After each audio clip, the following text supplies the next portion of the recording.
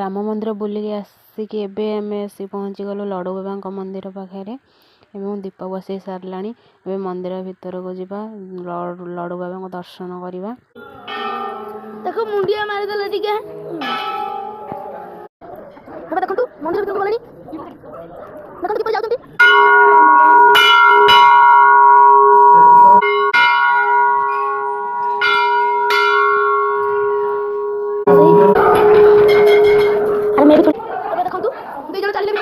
ପାଣି ଲାଗି କରିସାରିକି ଏବେ ବାହାରକୁ ଆସିକି ମା ପାର୍ବତୀଙ୍କ ଟିକେ ଦର୍ଶନ କରି ମନ୍ଦିର ଚାରିପଟ ଯାଇକି